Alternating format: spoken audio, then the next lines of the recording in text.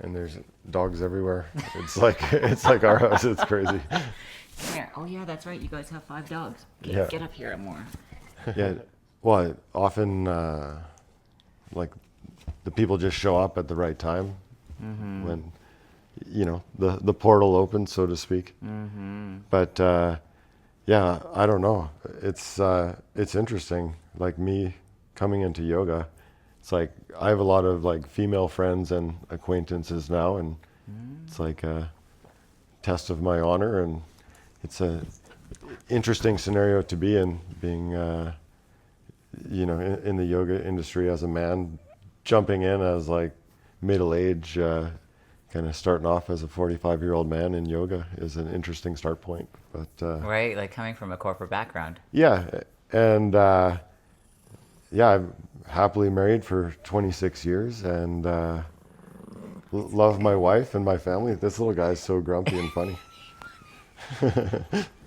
Yeah, he's so weird.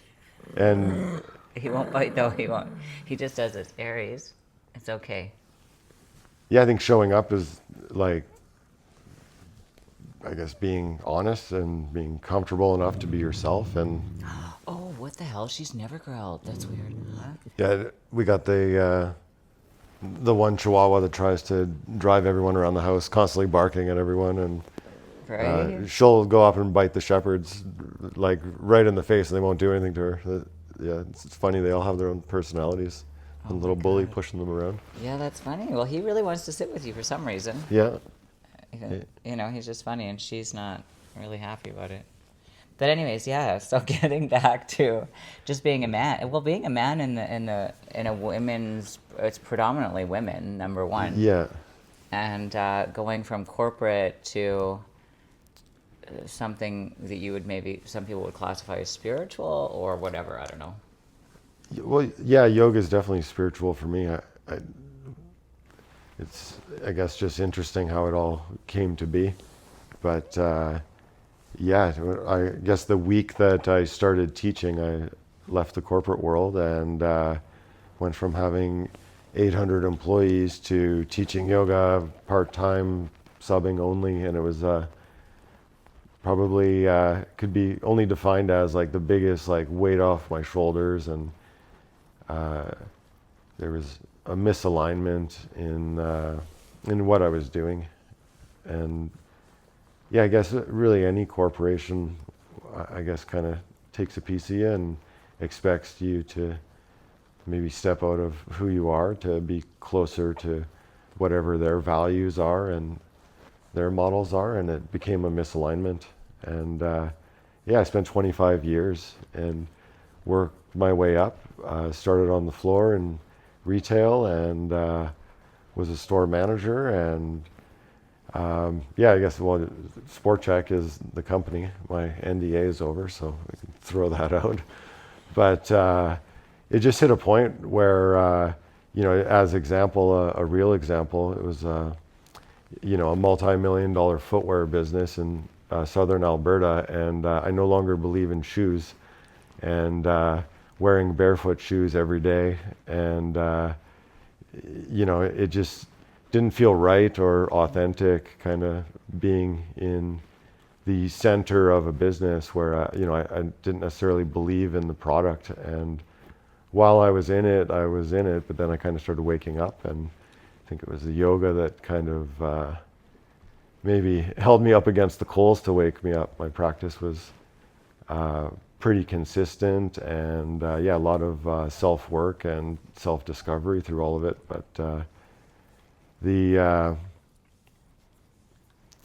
I guess towards the end, when you're with a company for that long and they're kind of seeing you towards the door, there's a lot of manipulation, and they don't necessarily want to have to pay their fair way.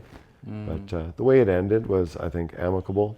I feel okay with where it was, and yeah, I took a step back, and more than anything, I just wanted to breathe for a minute, and I was honestly more or less just going to see where it would take me. Do you like to take a break, you mean? No, not even take a break. I really started teaching yoga like that same week on the Sunday. So it's like that kind of, I guess, was the break. Like I didn't have to. You Well, already knew you were switching over. yeah, like mentally, I'd already kind of committed. I guess it just kind of ended up kind of working itself that way in a way where it was like such a clean slate that it's like, while it was happening, I was already processing it, and it was like so clean and behind me so quick that it just like opened up this kind of portal energetically to just like finish the rest of the learning, kind of how to teach yoga. And no one's really ready when you finish your teacher training right out of the No, bat. you just get thrown into the fire. Yeah, exactly. And yeah, I guess on my first day teaching, I couldn't have jumped in to the deep end anymore. I taught a traditional, and then a yin and a restorative class, and All very all different. three back to back to back were firsts. So I never taught traditional hot, I never taught a yin, and I never taught a restorative at any point in my teacher training. But have a very strong practice in the three styles, and yeah, just jumped right into it. But Wow. yeah, so no, it was like just close that door and open the door, and I'd say I honestly the relationship and the like honesty I can have with my wife too, where she's like, you know what, take some space and figure this out. Like, I wish I could do the same for her at some point, is just kind of hold some space to figure out what you actually want to do. But, What does she do? so she works for Sporting Life, so she's in retail. We both used to work for Sport Check, and Is that how you met? No, you met in high no, so she was 17 and she was in high school. I was 21, and so I lived in Toronto, and like a very close friend, I guess, introduced us, and yeah, we honestly really hit it off in almost like a scary way, where we were just so like kind of magnetized towards one another. Yeah, we moved in, and I guess kind of coupled up young, and yeah, we have an 18-year-old daughter, and 5 dogs. 5 dogs, and a tortoise. We've built a little zoo. Yeah, and I guess we keep things simple, close to home, but also love like the adventure of traveling and kind of seeing the world. And we've taken Dylan, our daughter, like everywhere with us on most of these adventures. I guess we still make time for ourselves and do little trips and little adventures, the two of us as well. Yeah, But- you seem so in love. Yeah, thank you. You really do. Like, it's so, like, when I met her, I just felt at ease with the two of you. Like, just, yeah, like you're kind of going home over to somebody's house for Christmas dinner, and you're super relaxed, and you're about to play board games or something, like that kind of chill around you guys that was just really inviting, and I loved it. I loved She being is with you guys around you. She's a very magnetic personality. She has a bunch of staff, and she's always been in leadership, but she has a bit of a gift with people, and yeah, it's interesting. Whenever we go to someone's house, all the kids are climbing all over, and all the pets are crawling all over, and yeah, she just has a huge aura. Yeah, great energy. It's amazing to have that ride or die partner in your life that, Oh yeah, it's yeah, especially if it's like real, and yeah, I guess like the tougher times kind of test it too, right? But she was, I would say, more than there for me. Also relieved in a way, where we had this energy that would come into the house, and it would essentially like. When we both worked for Sport Check, it would infiltrate our relationship in a way where the company energy would come to the dinner table, and on like a road trip, let's say, like you're driving, it would turn into this weird kind of coaching session. At one point, she awkwardly reported to me for the company, and it was during COVID, and it should not have been allowed. And we both protested a couple times. It's just not a healthy place to kind of bring that work dynamic, like forced upon multiple home conversations. So yeah, we've navigated all sorts of kind of strange things, but working for the same company, wouldn't recommend that for any couple really. Yeah, well, I guess you I don't. kind of did that for years too. Yeah. In What do you think about like managing people in the corporate world versus yoga teachers? Oh, good question. I'd say it's the same depending on how you approach it. Right. Yeah, I find maybe it's even more highlighted in yoga that you like really truly have to like speak to the individual, like treat the person as an individual. Like there's no homogenizing whatsoever. Where in a much larger corporate environment, you tend to be forced to homogenize your approach with, say, hundreds of people and have to try to deliver a message in one consistent way. But it, yeah, I'd say in one way, you know, yoga teachers and what have you, you'd think they'd be the most sane and grounded people ever, but I'd say we all kind of live in some extremes. And yeah, as long as you like honor the individual first, I'd say you lead with honesty, even if it's tough. It never really goes wrong. But yeah, also like I guess age and the demographic. Like I've hired you know a lot of like kids as their first job, and it's interesting when you know you see them out in the world kind of later on in life with a wife and little kids, and you kind of bump into them. But you know, I was in management and sporting goods retail in Calgary since I guess we moved out here in 2001 from Toronto. So yeah, you know, I've had a lot of good experiences, and you know, I like seeing people develop, and in that kind of environment, you can kind of see someone go from their first job and like develop like actual skills and kind of turn into just like a kind of a larger, greater version of themselves over time. They're quite formative years when someone was working from age of 16 to 20 from you. They're like figuring a lot of things out, and yeah, it's just a different vibe altogether. But it was mostly, let's say, 17 to 22 year olds. And yeah, when I left, it was over 800 employees. And that's too much collective energy and anxiety. And the HR world is very colorful, you know, in these modern times. And I'd say, you know, downsizing just the amount of that, and then yeah, dealing with yoga people is I'd say just a much easier kind of language to navigate through as well. But yeah, the complexity has been downsized like by a massive amount. So yeah, I'd say it's less of a challenge where when you have 800 staff, sometimes you feel like you're just hanging on, and it's the best you can do to kind of stay afloat as far as it comes to like keeping everyone happy and kind of keeping everyone like moving forward all together. And yeah, I think I figured out some things along the way, and especially when it became to like a regional perspective where managing people remotely. At one point, I remember like speaking to a coach and really just like stopping and flipping everything inside out.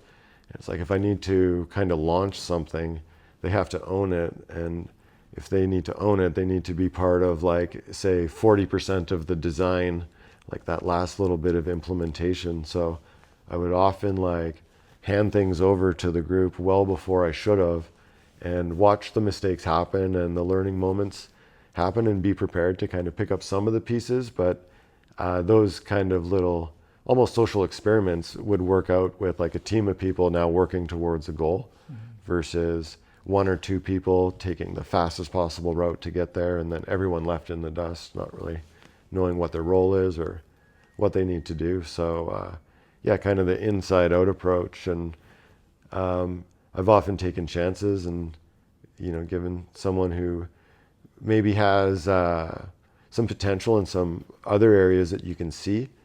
And if you put them on a piece of paper or a spreadsheet, they might be like the last person that you should ever kind of hand this piece of the business over to. Mm-hmm. And often because of that, you don't have to say it. It's just, they're like, okay, this is maybe like my shot to kind of like, stand a little bit taller here and own something for myself as part of this, as part of the team. And I'd say probably 8 times out of 10, that person will surprise everyone around them and make everyone else work a little bit harder if they were the one dropping anchor and slowing everything down.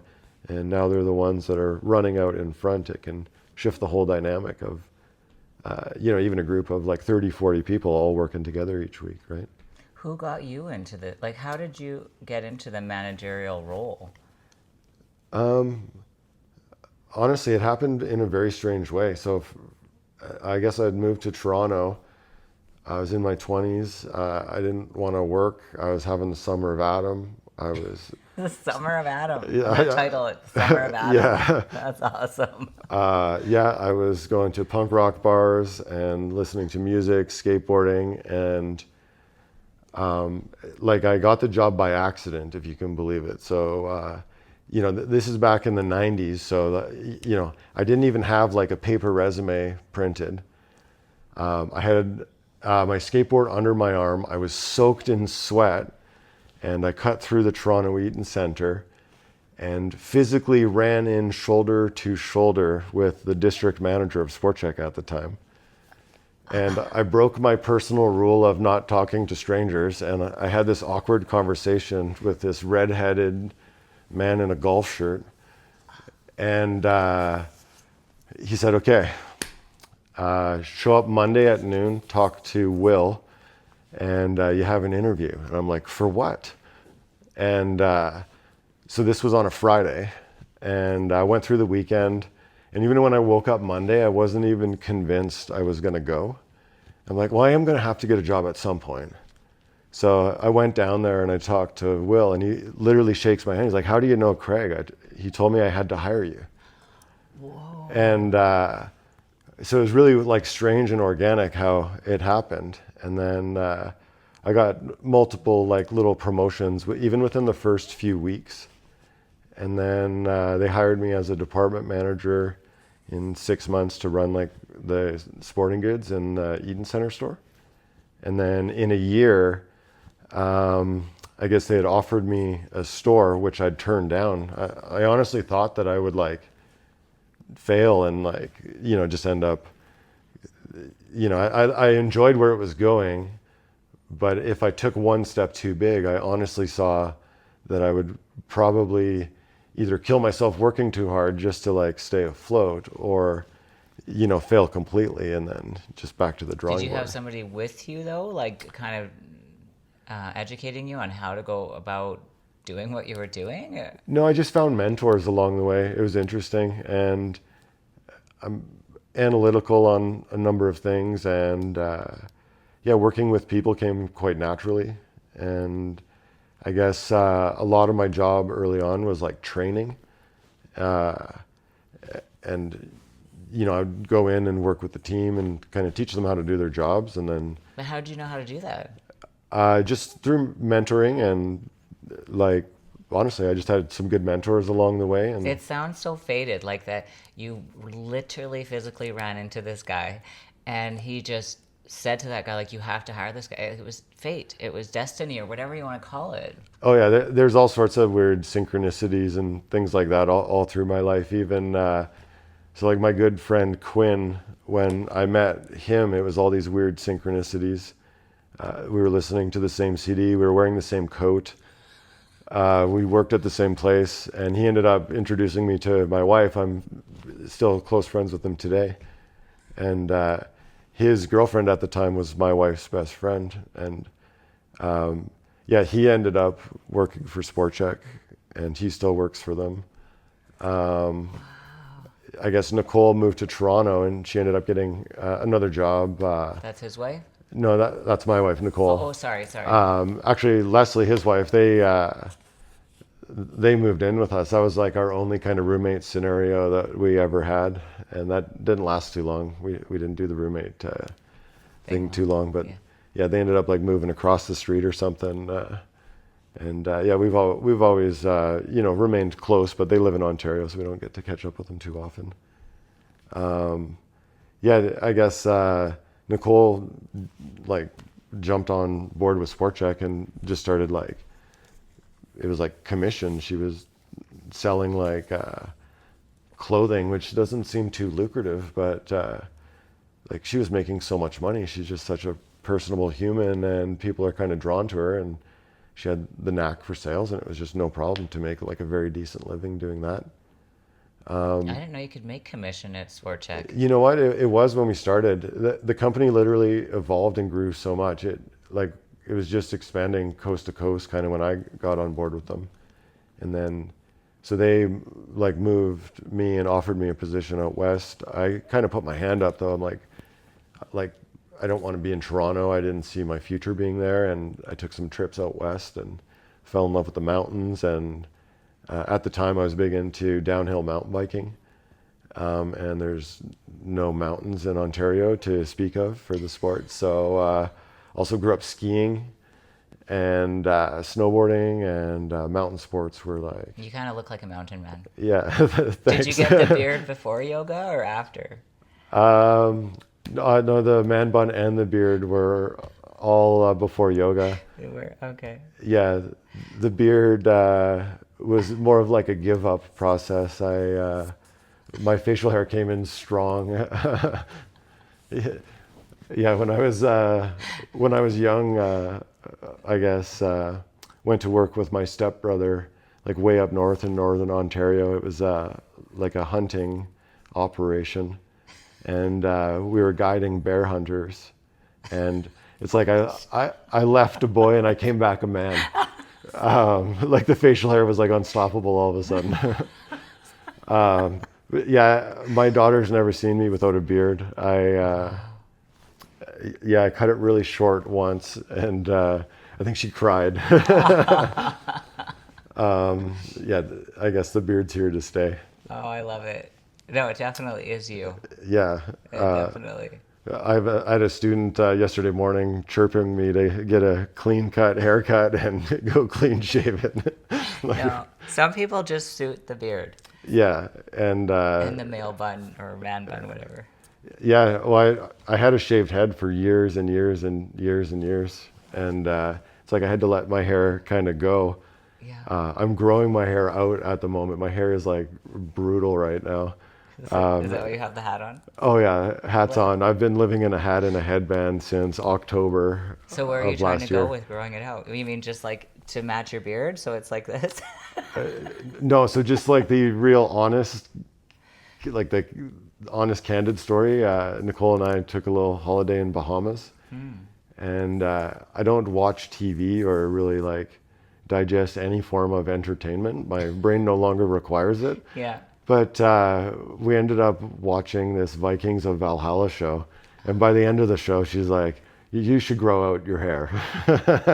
Yeah. So yeah, I'm growing out my hair, but Okay. yeah, it's a commitment to like 18 months of like awkward hairstyles and hats and headbands. But Yeah, I get that because I used to have short boy hair too. yeah, there's the awkward in between, but Yeah. yeah, I guess. Oh, it's okay. It's okay. Aries, it's okay. Easy, bud. That's funny. Oh my God, you're so strong, Aries. Yeah, I guess no.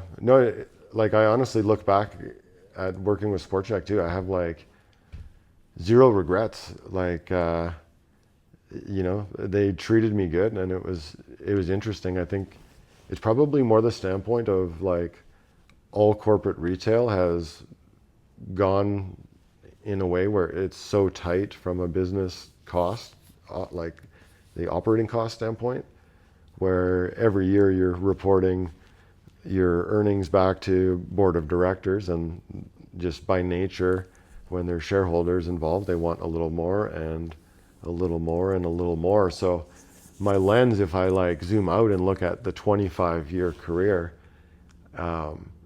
it was fun when we started because there was like time and space in between to like build relationships with your peers and your customers. And even in like a company like that, even in like other stores and other cities, you would know people and there'd be time to like talk to people. And fast forward, say to, 20 years later, let's say, so right around just before COVID, I think like a lot of companies were in some dire straits, in bricks and mortar retail, where there needed to be some big pivots, and companies were now, say, capturing customers online, but it costs a lot more to get customers online, and then you're shipping and you're now like touching the same item 3 times to sell it, and you've been on this model of kind of just trimming and I guess building a new business model each year to do more with less is basically kind of how corporate retail works. And in the modern consumerist world, I think it hit a point right then where it was now algorithm based, where like the customer was more of a target than a customer, right? It's like, I think it just became so much more about like that transaction than anything else. And if you go into really any store now, I feel like they're most on a business model so thin that like if you go in expecting any kind of like personalized service, you're likely going to be somewhat disappointed. It's just kind of a different world. And I grew up in a time where like the reps would come in and they would have a catalog. Like we're talking pre-internet here. So you couldn't go on like a website and like watch a video of this new product launcher. Did you like it better then? Oh yeah. More personable. You're physically meeting with people and having different relationships. Yeah, training turned into something funny because it was now this like reportable thing that someone could go on a website, do a training course. So you can now call someone trained without them being trained. So it's just like chasing statistics at that point of who's the most trained. But the reality of that is if none of that time was invested in experiential learning, that 80% of those people aren't trained whatsoever, but they just learned how to like pass the test, right? It's, like no different than high school. You can, go through everything, get good grades, and then you're standing there ready for life, and there's nothing there. That's a good way to put it, yeah. Yeah. Do you still talk to the guy that you bumped into that first hired you? No. Is he still with Sport Tech? No, he's gone on to sink a number of companies. Yeah. So it's like, honestly, he's not a good person. Oh no. He treated me really good for some reason, and it's like he kind of took me under his wing. Yeah. But he spent a lot of time pretending to work, and he would be on the golf course. Oh shoot. And some might say he really knew how to live then and work. yeah. He actually had it figured out. Yeah, he had the work-life balance nailed. Yeah. Just people found out about it. Yeah. They're like, damn, we've been working so hard this whole time. No, and this is, and like again, honestly, just think back to what it was like back then. So, like a district manager back then had like an assistant, and an office, and like a manual computer to like type stuff into. Blackberries hadn't been invented yet, right? So there's not even like an email in your pocket kind of that's like constantly taking your attention away from, working with your people or running your business. So I didn't end up working with him too long. It was interesting. I happened to be there when he resigned as well. He went and he moved on and went to go work for Athletes World. I don't know if you remember them from back in the day. Yeah. And so I went into the store that I worked at, and he comes up, he explains to me that he's resigning, and then he's like, "This is how you do it, though." And so he literally put it in a fax machine and he faxed his resignation through. But he did it in a way where he was going to a competitor and they would have to like pay him out like instead of like, he was trying to get more severance. So he like gave them like a month's notice of his date kind of thing. And he walked himself out basically, like I walked him out, but he like walked himself out by faxing his resignation letter through to HR I or like whatever. this guy. Yeah, it was funny, but yeah, he was giving me like the final lesson on the way out the door. Oh my God. So he was a good teacher though, all the way around. Yeah, exactly. Learned a few lessons from What the to guy. do, what not to do. Yeah. Honestly, I probably learned a lot of like what not to do in leadership from Swartcheck too. Just seeing the cause and effect, and yeah, you could see when like the corporate office is in Calgary here, so we would have a lot of exposure to like when someone new would take over. You could almost feel like kind of their energy like ripple through the market, especially in Calgary, where like if someone, especially if they were kind of leading from the ego, they would just send people out into the stores and kind of look for things wrong just to start pointing fingers. And it's really shallow, and you could tell when people were under so much pressure that they were just like under the gun, so to speak. Like they weren't making rational decisions that aligned with all of their morals and leadership. But there would be other leaders that would come in, and you would feel like a decompression, and you would feel people kind of like want to work for them. And like there's a difference between kind of doing your job and going through it, and then just having that little bit of spark where you feel challenged, but not too much and not crushed. You feel motivated, and like there's a spark. You want to learn something. You want to, I guess maybe like even in a corporate world, a lot of it turns into like climbing the corporate ladder. I think that's where I kind of lost myself a little bit as well. Yeah, it was actually interesting. It was this like leadership meeting we had, and I was in my yoga teacher training at the time, and it was like such a strange meeting because it was like almost like presenting all of these various like exercises to us to kind of break down a lot of the psychology of leadership. And it was more in line with what I was learning in my teacher training about like, being unapologetically yourself and kind of stripping down some of the layers to like lead from the place that you really are. And it was interesting that there in that meeting that the company had put on, I realized that they turned me into something that I wasn't. Like, I'm like, oh, that's not me. Like, that wasn't me. And yeah, it's just interesting that like, let's say like everyone's going through that meeting, but maybe not that level of self-awareness, right?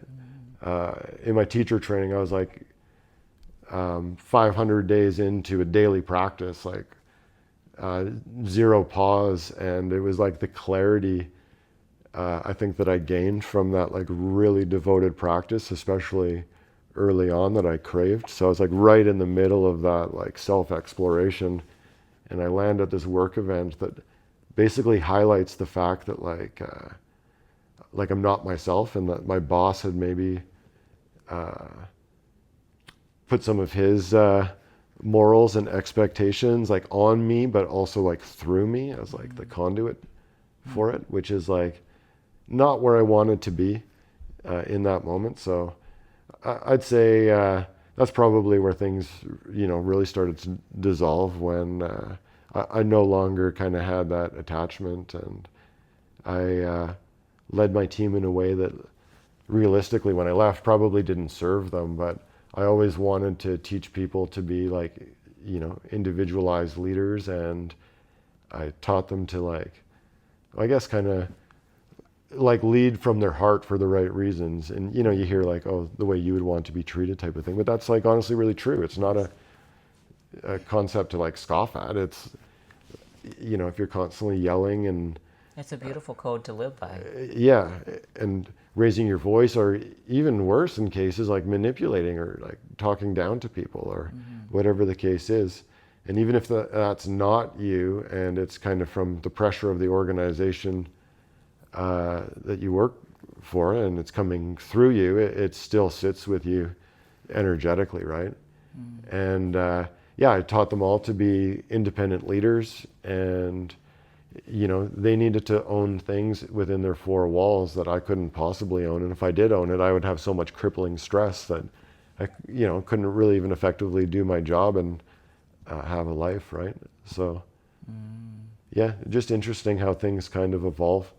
But yeah, it all kind of came to a head really through yoga. A lot of clarity, a lot of realization, and yeah, it was like this catalyst for change kind of all through my life. But I kind of locked in the change with the yoga, I guess. A lot of self-awareness. Yeah, and just realized one day that I guess I didn't kind of want to go without it. And well, yeah, I practiced before I came here this morning, right? I love that you did that. Yeah. It's inspiring to me. Thanks. I've somewhat lost that rhythm. I do my own self-practice at home for years, and that actually fed my soul more than anything, because I was moving with the moment of where I felt I needed to be. But I love going to a class and letting go and being guided by somebody else, and understanding that that's a conduit process as well. Yeah, and part of like yoga with a group, like hits different. There's like this, I guess, kind of merger of energies that happens as well in the room. And yoga at home is very introspective and peaceful. And yeah, I love my home practice as well. Actually, just built a dog run to kind of capture some home practice back with some peace, to be able to cordon the dogs off to 5 dogs. half of the yard. Yeah. Yeah, I really like practicing in a group setting. And yeah, like a busy group class with a lot of energy, whether you're teaching or in the class, you can, really kind of feel that momentum shift. And yeah, like, I guess I have expanded my practice, and still practice almost daily in studio today, years later. It's interesting how it all happened. It's like I literally took my wife on a yoga date. One of my managers at Sport Check, she was like in this like project, and it was so busy. It was like 7 days a week for months on end, this construction project. And she was doing 2-a-days at Breathe. So she would go at 6 a.m. and 8 p.m. and she would work all the hours in between. And she's like, I swear to you, I have more energy because of it, and you should try it. And I'm like, well, seems weird, but I'm pretty burnt. I'll give it a go. So I went to a core class with Nicole. I couldn't even do the class, like physically or mentally, really. But I was kind of drawn to go back. And then, so it would have been the next week on Wednesday, I went to one of Amanda's Yan Yin classes. And just the yin portion slowed me down enough that like it made me realize I was like legitimately on the treadmill of life for 2 full decades, and I didn't stop, I didn't pause. All the sports I did were like go, go, go, full adrenaline. It's like, I was like living in this certain way that was like, I guess kind of checked out in a way, like you're moving so fast that you're not like feeling or absorbing things.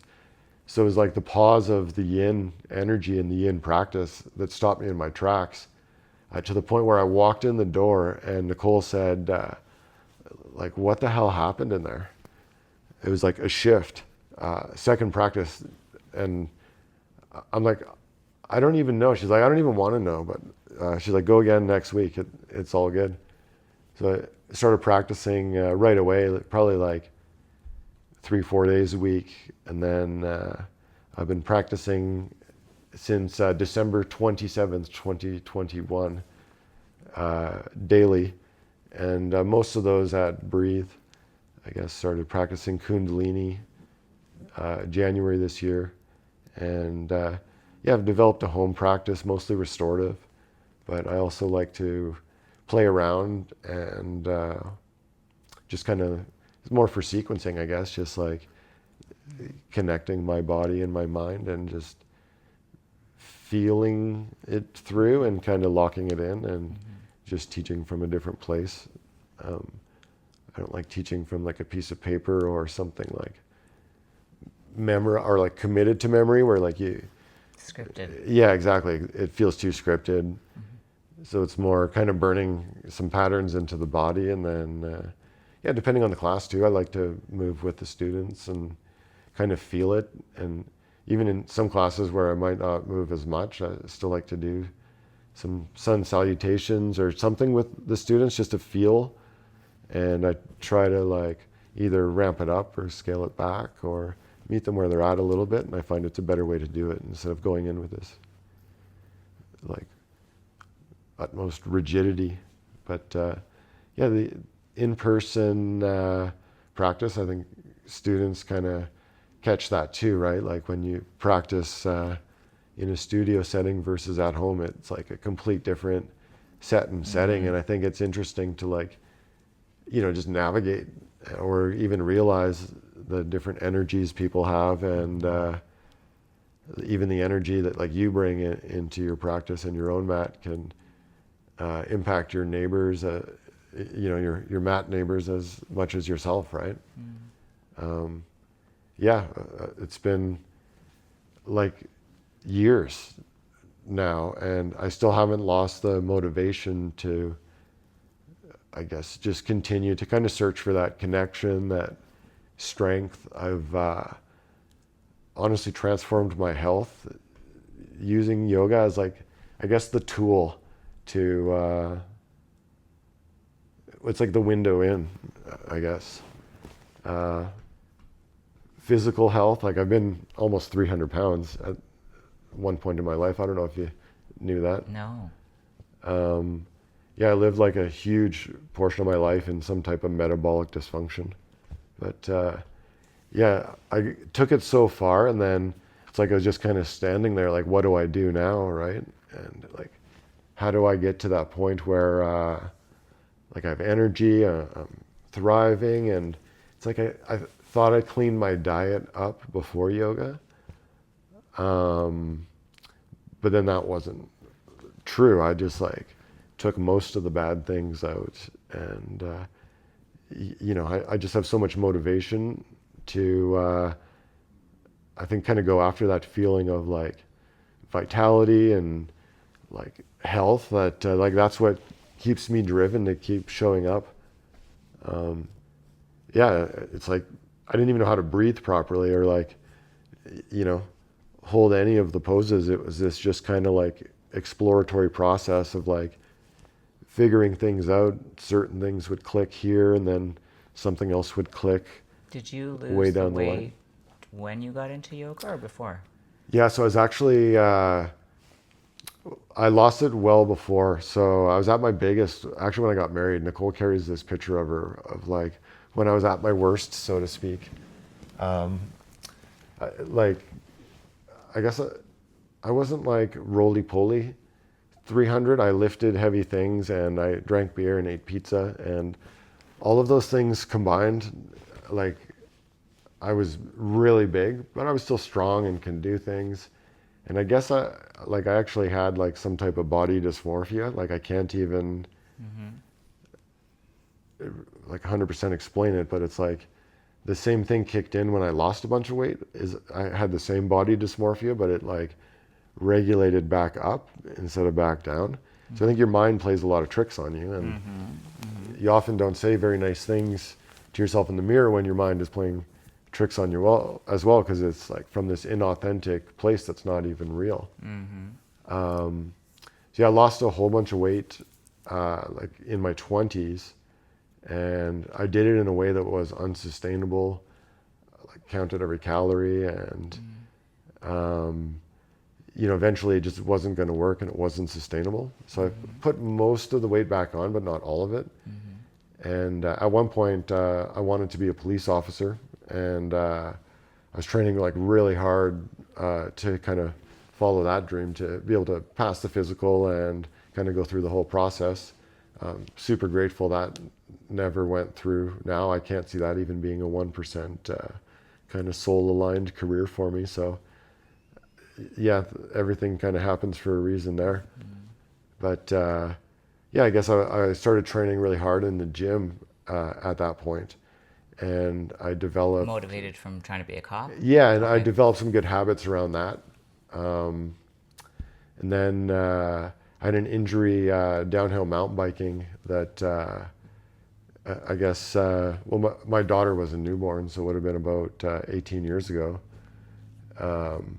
I crashed and separated my shoulder. And yeah, I was off work for 5 weeks. Wasn't a candidate for any type of surgery. There was nothing they could really do to go in and like put me back together, like reattach. So that, I think the like recovery and the rehabilitation from that kept me in the gym. Like, but it was a strange reason to go to the gym, just to stay from falling apart. Yeah, the gym's kind of a weird place sometimes too. Like good weird? No, like bad weird. Like Oh. it's like, I don't know, like the reason, like the voice in the head that gets you to the gym is sometimes not very kind. And you know, the people that are all lined up sometimes are there to like punish themselves a little bit. And I have to drag myself to the gym. I'm not one of those people that's like, I am excited to go to the gym. That's Yeah. why I only spend 30 minutes in there. yeah, Pick one or two body parts, just get it done fast, get out. you know what? I probably need more gym or more weights or more kind of balance in my movement training in general now. But you know, I guess I got weird motivation for good habits in the gym, and I quit drinking and figured out my diet. This probably would be about 8 years ago. Now was the start of that process, and it was slow and over like a whole number of years, one thing at a time. But cutting alcohol out was the stimulus for sure. Yeah, and the beginning of yoga, I was down to well, the lowest I'd ever seen myself on the scale was 163 pounds, and I was really starting from like a more of a place of kind of weakness. I was definitely broken. Yeah, well, I guess COVID, the gym's closed. Here we go. Just, you know, wasn't taking care of myself. And yeah, it got to a point where, well, I guess what had happened is I broke my collarbone again. And then it was like in the like clarity that came after that injury that I think sparked some motivation to kind of get back in shape and to go like look for a way to kind of be healthy. But it's like I couldn't go back to what I was doing. Like my body and my mind were rejecting it. So I think like I crashed into yoga maybe for that reason, is I needed something. And I'd had 18 months of like no gym and no like physical outlet. I guess I was like walking my dogs every day, which is not bad for your health, but it's not enough to stay fit. Yeah, when the world was closed, we live right near Fish Creek, and you know, could take the dogs for a nice hike in nature, which was good for the sanity, and good to just kind of keep moving, so I wasn't sitting at a desk all day. Yeah, ended up building a standing desk too. That was That's transformational. yeah, the work day turned into like a cross training day. Because there's even the ones where you can walk. They're like a treadmill. Yeah, that seems like so repetitive. I don't know if mean, my I've brain could never handle used that. it. Yeah, but I've seen them too. Yeah, I kind of built mine myself. I designed it so it had like a bunch of different, it was like activity stations. You could like stick your foot up. There was like a rock climbing finger ledge you could hang from. What? Why don't you invent something like this, Adam? Yeah, my creative mind has Because too you can much take ADD your business attached to it. sense though to it, right? Yeah, no, there's no market for it. No one's crazy enough to want to cross train, and There's a lot of crazy people out there. yeah. There is. Your feet and ankles are burning Yeah. at the end of a work day. Yeah. But yeah, on some like uneven foam mat, it's kind of challenging all Do the you feel muscles in your really ankle and centered feet. now in your body? Like, do you have any body dysmorphia now? Um, I don't know. I think it's always there. I think it's like actually just more of a natural state of being human. Wait, but do you look in the mirror and feel overweight? Because I know people close in my life that even when they lose a lot of weight, they still feel that.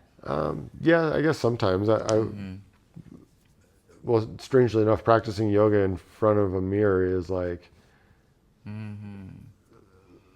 it's humbling enough on its own. It was like that was like part of like Bikram's whole theory. It's like the time in front of the mirror is like powerful psychologically on its own. That's why the traditional yoga has all the lights on and no music. It's I like didn't know that. part of it Okay. is like the awareness around yourself and having to face yourself in a mirror for a 90-minute practice on its own right is powerful. Just love spending the that. time in the mirror.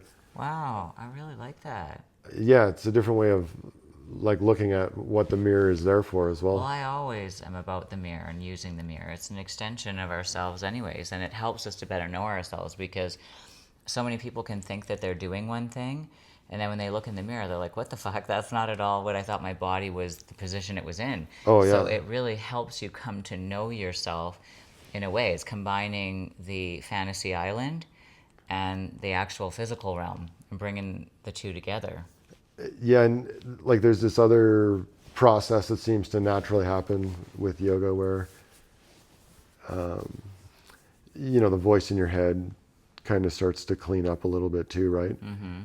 So I think that's probably more the side that cleans up.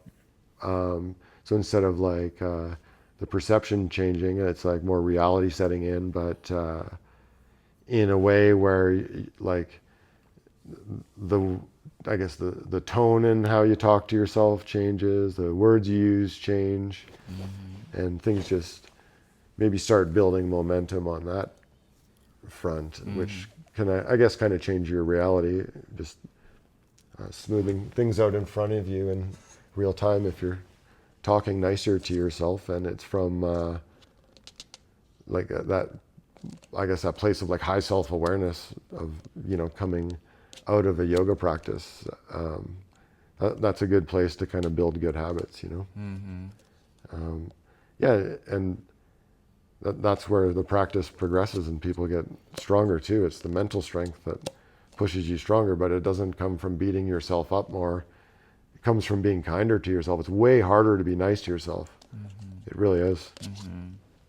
I'm so happy that you're a part of the studio because, and I don't know if it's, I mean, being a man, definitely, I found that men in the industry, for some reason, there's less drama and chaos just from being in the industry for so many years and having worked at so many different studios.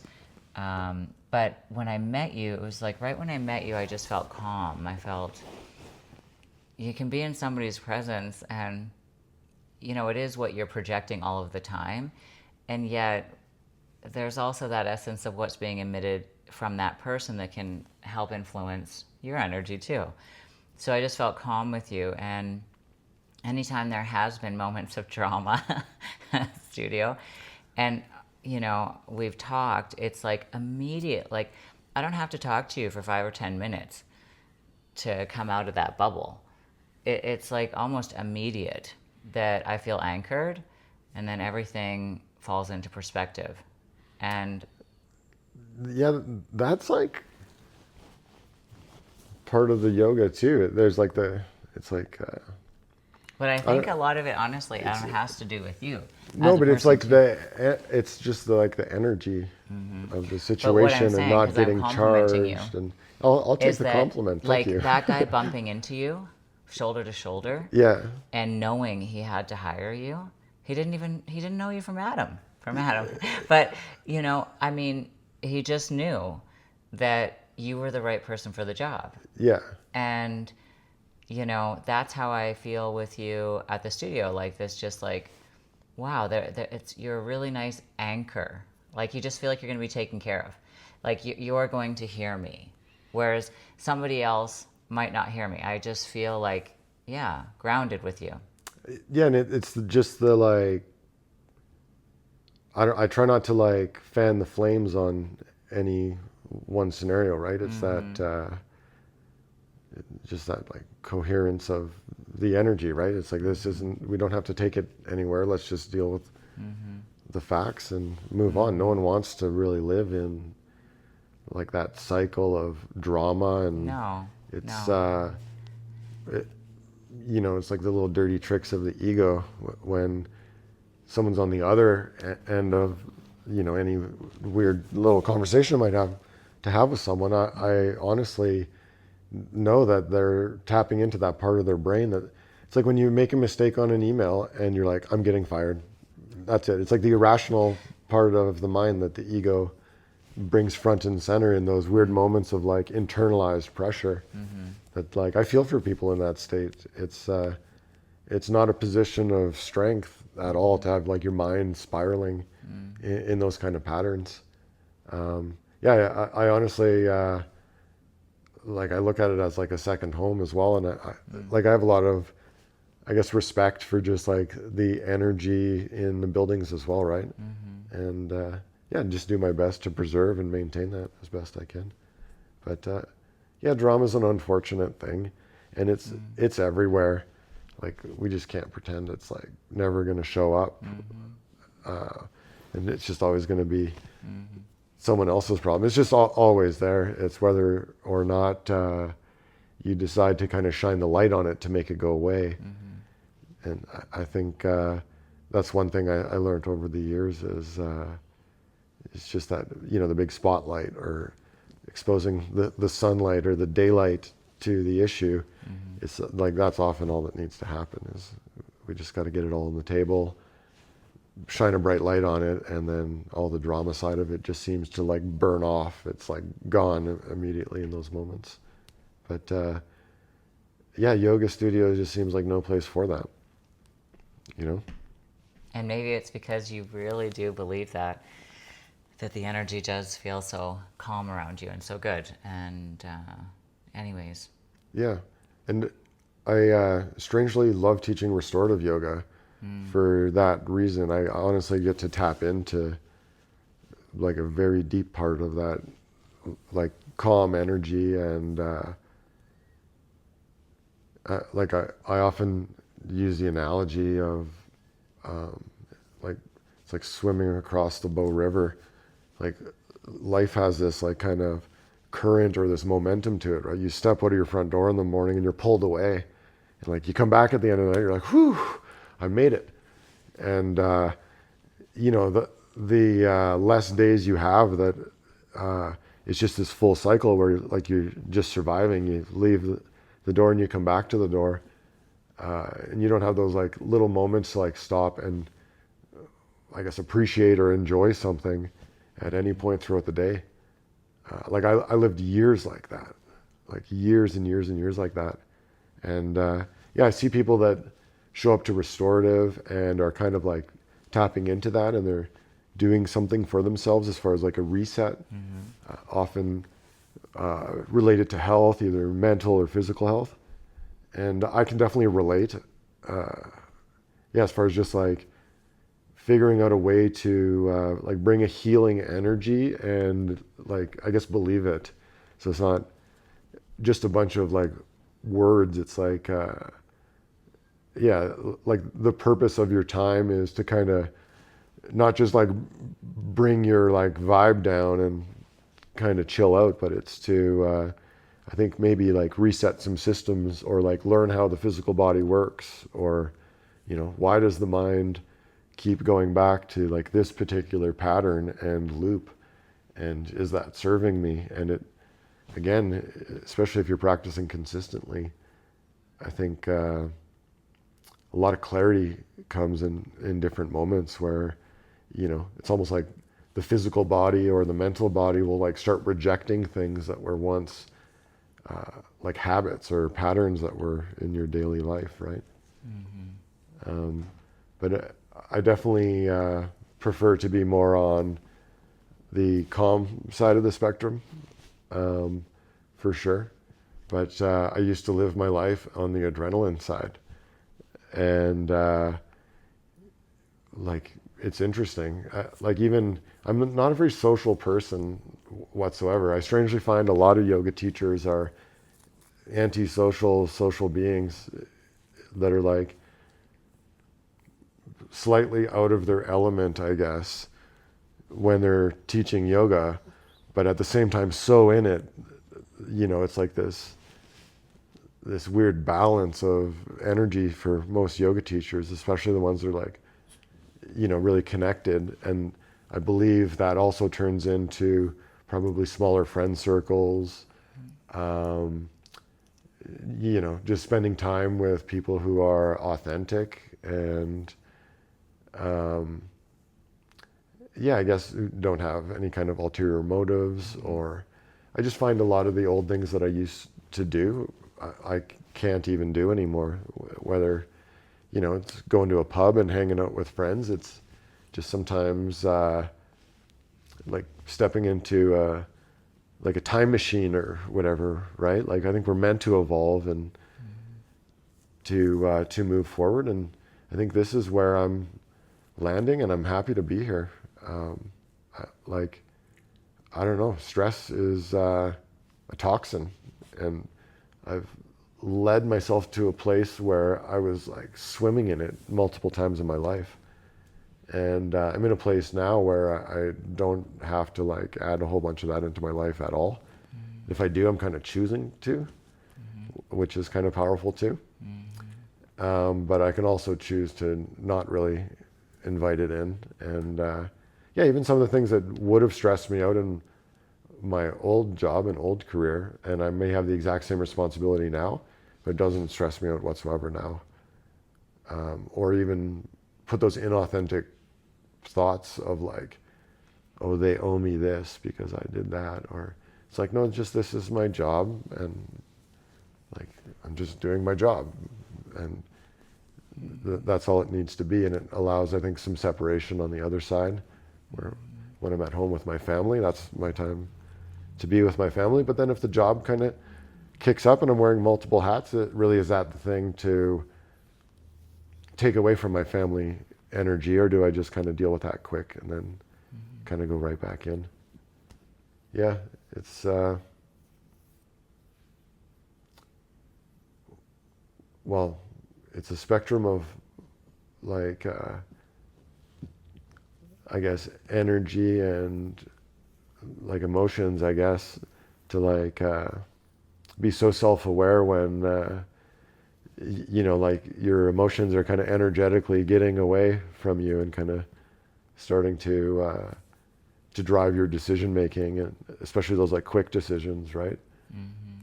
But yes, staying cool under pressure is definitely a skill set. And I think I think as a man you also want to have like strength. There's that like old saying, would you rather be a warrior in a garden or a gardener in a war, right? But kind of being prepared for everything. I think like I want to be physically strong, and I want to be able to take care of myself in any way, and like into old age too, I think self-preservation's really kicked in for me at this age in my life. Like all of the activities I've chosen in the last number of years have probably been more on that spectrum, and I basically quit skiing. It's like going 100 kilometers an hour down Lake Louise, just like almost like doesn't even jive with me anymore. It's so interesting, like how all sorts of aspects have just kind of changed the deeper I've kind of delved in here. Adam, you're so inspiring. I honestly, this is probably my favorite conversation I feel like I'm ever. ranting. I feel like No, I'm ranting, but Adam, that's okay. I loved it. It was Yeah. such a beautiful rant, and I thank you so much. I really feel, lucky to have you here today. Thanks. And thank you so much. Bye.